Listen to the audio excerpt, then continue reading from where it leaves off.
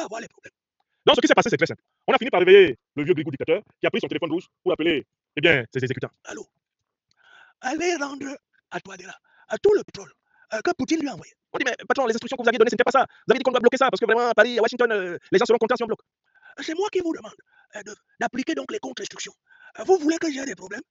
Si Poutine se fâche contre moi ici, qui va me protéger? Bon, hier, je vous avais déjà dit que c'est ce qui allait se passer. Je vous l'ai dit que ce vieux-là, c'est un malin. Il fait semblant d'obéir à ses maîtres occidentaux, mais c'est pour les apaiser. Et ensuite, il va se soumettre au rapport de force.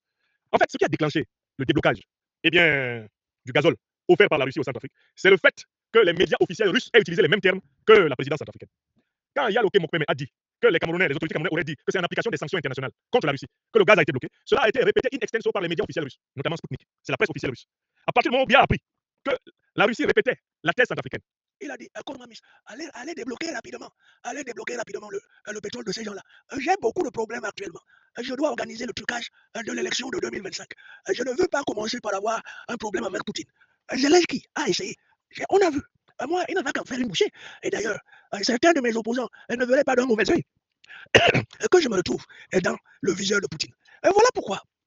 Nous avons signé un accord de coopération militaire avec la Russie et nous avons autorisé les diplomates russes à entrer au Cameroun sans visa. Tout comme les diplomates camerounais peuvent entrer en Russie sans visa. Je ne vais pas m'amuser avec le Ngangomba de Poutine à ce moment précis de l'année. Donner à Touadéra tout son pétrole. vous avez vu. Alors, quelle est la manière que Touadéra a trouvé pour rétribuer le Cameroun dans cette affaire? Vous avez bien entendu. Alors, d'abord, il y a les droits de douane classiques que la République centrafricaine verse au Cameroun, puisqu'elle utilise son port, mais c'est une compagnie camerounaise qui est chargée du transport des produits pétroliers centrafricains. Voilà comment une partie du bénéfice des 30 000 tonnes de pétrole reste au Cameroun. Vous avez vu comment les gens sont durs au Cameroun? Les gens sont durs en affaires dans mon pays natal. Là. Chez nous, au Cameroun, on dit affaire un cap à bas très sérieux. C'est-à-dire que les affaires d'argent sont très sérieuses. Au Cameroun, il ne faut pas t'amuser. Quand tu viens passer avec 30 000 tonnes de pétrole, il y a toujours quelqu'un, au moins quelqu'un au Cameroun qui se lève pour dire que ma part dedans, c'est quoi? C'est le pays du mapartisme, avec une exploitance dans la corruption. C'est-à-dire que quand les gens ont appris que Touadéra va recevoir 30 000 tonnes, mais chacun s'est mis à fantasmer sur les 30 000 tonnes. Et comment faire pour récupérer mes 1000 tonnes dedans? Le temps perdu là, c'était le temps du cafouillage pour essayer d'arracher à Touadéra une partie du tonnage. Je connais mon pays. C'est ça, je vous ai dit ça hier.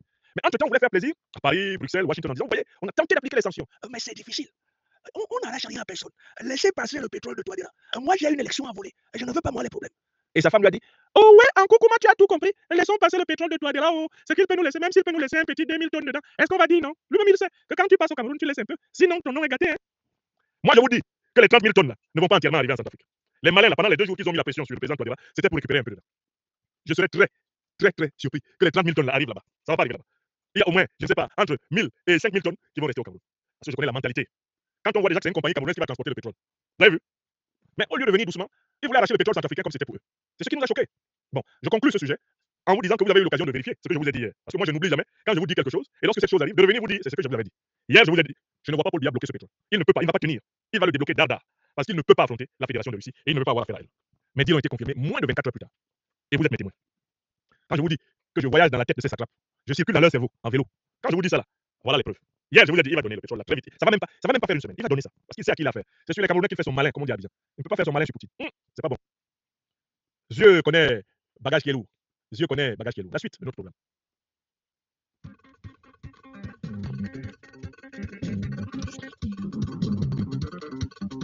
Écoutez, ici en Europe, la grande maladie psychologique de l'Europe, l'angoisse existentielle, a atteint des hauteurs incroyables. La presse européenne est traversée par un frisson, par un grand tremblement. L'avènement de Donald Trump à la présidence des États-Unis d'Amérique s'accompagne d'un chamboulement, d'un rebattage complet des cartes. Donald Trump, par la ligne politique dont je vous ai un peu décrit le style dans une conférence il y a 3 jours, Donald Trump est un casse-tête chinois pour les dirigeants européens.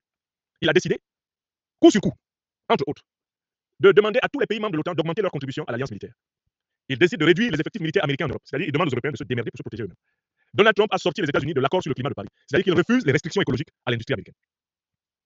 Donald Trump annonce qu'il va taxer tous les produits européens qui entrent aux États-Unis pour renflouer les caisses des États-Unis et qu'il va privilégier les entreprises américaines dans le marché national américain et qu'il va tout faire pour que la part des entreprises européennes, chinoises, japonaises, bref, étrangères aux États-Unis baisse et que la part des entreprises américaines aux États-Unis augmente. Ouais, Trump. Trump est en train de rendre les gens fous. Or, l'Europe que vous voyez était habituée à être protégée par les États-Unis.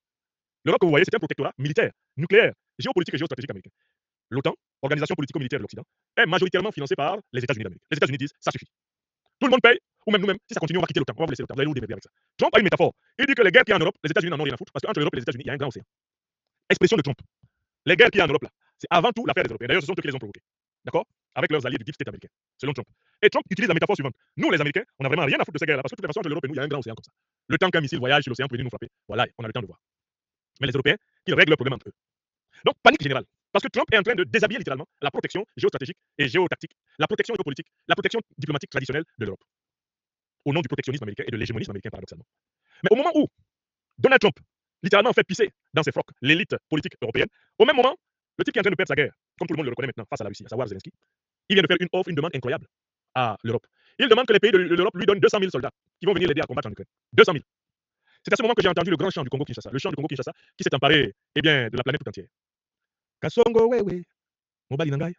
Kasongo mbona wewe, songa libala, moye ye ye. Kasongo mbona wewe, mobali nanga. Actuellement là, quand Zelensky a ouvert sa bouche pour dire qu'il demande que les Européens lui envoient 200 000 hommes pour combattre Poutine, moi j'ai entendu le terrible Kasongo qui chantait depuis les montagnes de l'Oural jusqu'aux portes de Lisbonne. Kasongo ye ye, mobali nangai. Kasongo mbona wewe, songa libala, moye ye ye. Kasongo mbona wewe, mobali nanga. Les Européens, depuis la Deuxième Guerre mondiale et leur pseudo-décolonisation, ont perdu l'habitude de mourir au combat. 200 000 soldats pour aller là-bas. Même les Ukrainiens sont maintenant devenus les champions de la désertion. On raconte même qu'ils avaient une unité qu'on appelait Anne de Kiev, une unité qui a été formée en France. Les gars se sont tous barrés de la guerre. On les a formés en France, on les a menés à la guerre. Mais depuis qu'ils ont disparu là, on ne sait pas en quelle direction ils sont allés. Une unité entière, un bataillon spécial qui s'appelait Anne de Kiev. On les a renvoyés là-bas, les gars, on dit, ils ont chanté avec Brassens. Mourir pour des idées, d'accord, mais de mort lente, d'accord, mais de mort lente. Le bataillon s'est évanoui dans la nature. C'est-à-dire que vous entendez souvent dire que les Africains qui arrivent en Occident avec des équipes de basket, des équipes de foot, et qui en profitent pour se faire la malle de l'hôtel. Là, c'est tout un bataillon. Les Européens ne veulent pas faire la guerre. Les opinions européennes n'ont pas envie de faire la guerre à la Russie. La guerre à la Russie n'est pas une passion populaire. Il n'y a pas un engouement. Moi, je vis en Europe. Il n'y a pas un engouement populaire pour aller mourir en Ukraine. Ça n'existe pas. Donc, je voulais que les Africains et les Africains se rendent compte de l'état, de la difficulté dans laquelle se trouve aujourd'hui l'élite politique européenne. Lâchée par sa tutelle américaine, lâchée par les peuples européens, et puis qui désormais se retrouve face à ses responsabilités.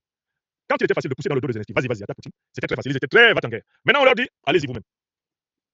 Entrez donc vous-même. Et là, tout d'un coup, on se rend compte qu'en fait, c'est de la guerre par procuration qui a toujours arrangé ces élites. Ce qui me permet de me souvenir de ce qui s'est fait pendant les 2 dernières guerres mondiales. Les soldats africains des armées occidentales, et notamment de l'armée française, ce sont eux qui étaient devant. Les premières lignes, c'est toujours les peuples soumis et dominés. Les peuples soumis et dominés. Et c'est un peu ce comportement que la puissance américaine a envers les Européens. Elle leur dit, allez-y vous-même, allez-y d'abord. Puisque les Ukrainiens ne peuvent plus, allez-y, Européens, nous, on rentre aux États-Unis. On viendra vous aider, à la limite, à enterrer vos morts. C'est incroyable. C'est juste incroyable. Le degré de cynisme et d'hypocrisie qu'il y a.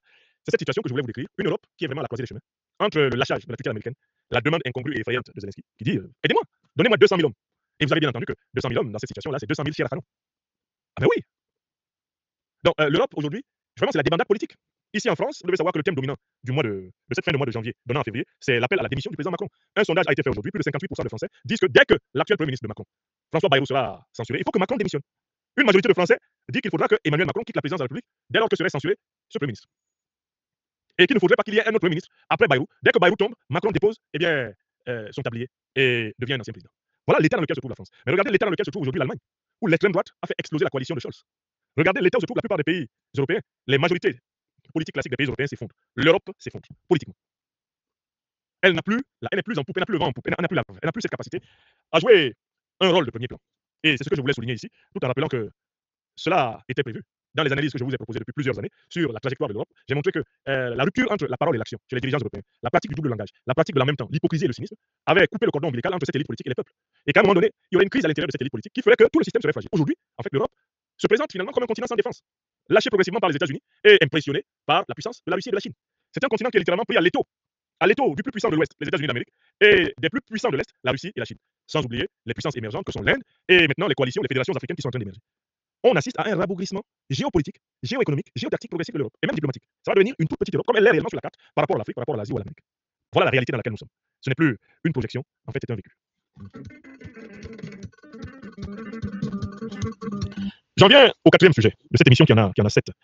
Écoutez, désormais, la Confédération des États du Sahel possède son passeport. Saluons les dirigeants du Mali, du Burkina Faso et du Niger qui disent ce qu'ils font et qui font ce qu'ils disent. Désormais, les citoyens de l'Alliance des États du Sahel, détiennent un passeport frappé Alliance des États du Sahel. Selon les dispositions officielles qui ont été publiées, ceux qui détiennent un passeport CEDEAO encore en vigueur peuvent le conserver, tout comme ils peuvent déjà aller l'échanger contre un passeport AES. Ceux qui ne possèdent pas encore de passeport peuvent déjà se faire établir un passeport de l'AES. Donc un passeport qui leur donne tout naturellement accès à 3 pays, mais ça c'est déjà le cas par les accords, mais un passeport qui leur donne un statut de citoyen d'une grande puissance africaine. La puissance est bien de l'Alliance des États du Sahel. Alors pour moi, quelle est la portée de cette décision? Cette décision prouve que les dirigeants de l'AES, de la Confédération des États du Sahel, ont le pouvoir de produire des objets symboliques durables et solennels. Cette décision prouve que les dirigeants de l'AES ont un pouvoir d'institution, de création, d'objets symboliques durables, potentiellement immortels. Qu'est-ce que je veux dire par là? Je veux dire qu'en fait, l'AES est en train de nous donner un entraînement, c'est un échauffement avant la sortie du CFA. Là, c'est la sortie du passeport CEDEAO. L'AES montre que qui peut le moins peut essayer le plus. Si nous sommes capables de sortir harmonieusement du passeport CEDEAO, mais nous serons capables de sortir aussi harmonieusement de la monnaie CFA.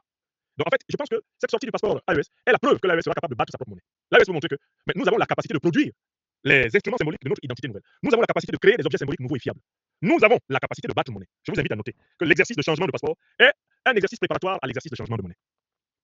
Vous serez assis, comme nous sommes assis, un jour comme ça, dans les jours à venir, et vous entendrez un calendrier de passage à une nouvelle monnaie. Avec un rituel permettant à chacun de préserver son épargne en CFA, de la sauvegarder dans la nouvelle monnaie sahélienne. Ça va se passer aussi calmement que va se passer la transition de passeport. Ça va se passer souhait, comme on dit chez nous. Là où les gens pensent que ça va se passer comme ça va se passer avec des chaos, ça va se passer avec des turbulences. Non, non, non. Ce qu'ils sont en train de montrer, c'est leur capacité à changer la vie des Sahéliens, mais d'une manière maîtrisée, sans cafouillage. À changer la vie des Sahéliens sans bafouiller. À changer la vie des Sahéliens sans heurts ni anicroche. Et c'est ce que je voulais souligner en saluant l'avènement du nouveau passeport sahélien. Que ce passeport est en fait l'annonciateur. Ce passeport est comme le signe prophétique de l'arrivée imminente de la monnaie Sahel. Le passeport là, c'est déjà en fait la monnaie Sahel. C'est le signe précurseur de la monnaie Sahel. Cette mutation des passeports est un exercice de préparation à la mutation monétaire. La mutation monétaire sera très calme. Si vous avez un compte bancaire, vous direz combien vous avez dans votre compte bancaire et on vous dira ce que vous avez en équivalent en monnaie sahélienne. Du jour au lendemain, ce sera ça. Tranquillement, tranquille. Oh, tu avais 1 million, mettons, de CFA dans ton compte bancaire. On te dit la parité du CFA par rapport à la monnaie Sahel, par rapport au Sahel, la parité du CFA c'est de 1 à 1. Bon, ok. Donc tu as 1 million de Sahel. Ou on peut dire que le Sahel, on en baisse astucieusement le taux par rapport au CFA. Eh bien, ok, dans ce cas-là, tu as 2 millions de Sahel pour 1 million de CFA pour commencer. Les économistes vont calculer ça calmement et les gens ne vont pas être spoliés. Regardez bien comment, si vous avez un passeport avec la mention CEDEAO et que ce passeport soit encore valable dans l'AES, eh bien, vous continuez à circuler, n'est-ce pas? C'est-à-dire qu'on passe du passeport CEDEAO au passeport AES d'une manière fluide. Et on vous dit, vous pouvez, même si votre passeport est encore valable, vous pouvez déjà aller le changer en passeport AES. Vous pouvez le changer. Tout comme vous pouvez l'utiliser jusqu'à ce qu'il soit expiré. Et à ce moment, vous faites un passeport AES. Donc en fait, on vous donne une méthodologie pour passer d'un monde à un autre, sans accident.